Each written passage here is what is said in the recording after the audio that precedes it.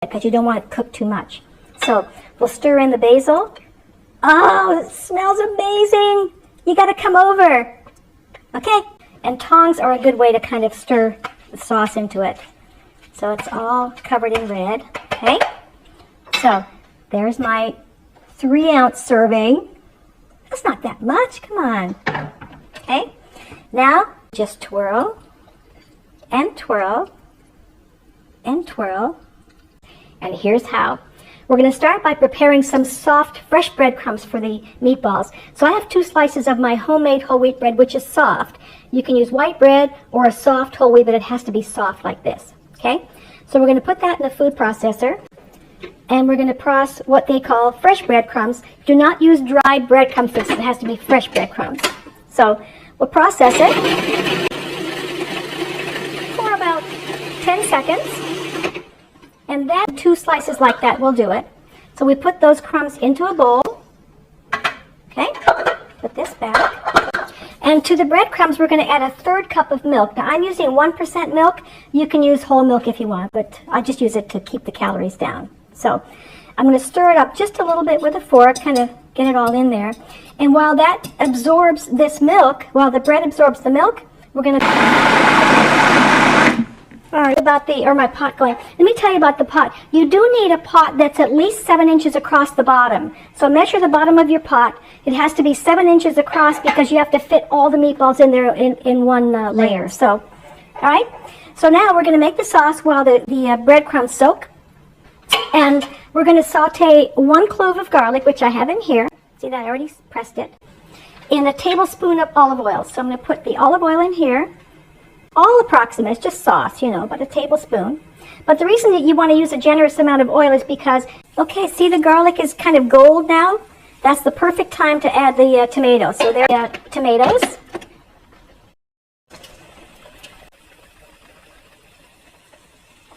Okay.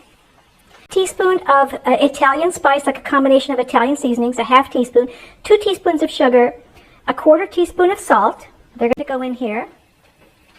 Okay, and some fresh pepper to taste, and well, you got to do the fresh pepper. Okay, all right, we'll stir that up. It's still bubbling, so we're just going to let it cook away here. And we're going to add some fresh basil, but we're not going to do it till the very last. 3/4 cup of soft, fresh breadcrumbs. They've soaked in all that nice milk. Now we're going to add all of these ingredients here. First of all, it's an egg. 1 egg gets added. And then here's all the rest of the stuff. Very easy. It's a tablespoon of fresh parsley, a tablespoon of Parmesan, a tablespoon each. It's a 1/2 teaspoon of Italian spice, the same one that went into the sauce, a clove of garlic, and a 1/4 teaspoon of salt.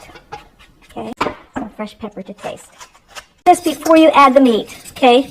Because it's much better way to incorporate all the flavors and everything so it's mixed in evenly. So there. That's it? Okay. Now we're going to add a 3/4 pound of ground beef. And here it is right here. That goes in. Okay. Simple. Now we're going to make some meatballs. It's bubbling nicely. We're going to combine all this. You have to do it by hand. And don't overdo it. You just kind of fold underneath and like that and just kind of squeeze it until you see it that's fairly well incorporated. And I'm going to show you my trick for this. This recipe serves 4 people, 2 meatballs each. So we're going to be making 8 meatballs. Okay. Here's my little trick. You take the mixture once it's all mixed up like that. That looks pretty good. Okay. And in the bowl, I kind of divide it in half like this. Okay. And then I divide it in half again. It's not perfect, but it gives you a rough idea of how much you can use in each one. So each one of these sections is going to make 2 meatballs, okay? So you just bake the meatballs, and these are about 2 inches across. And what I do is I put the meatballs on a plate or something, and I want to dump them all in the sauce at the same time. So there's one, about a 2 inches. So you shape all the meatballs first. And then we're going to meatballs. As you can see, they're not perfect, but I consider meatballs like people.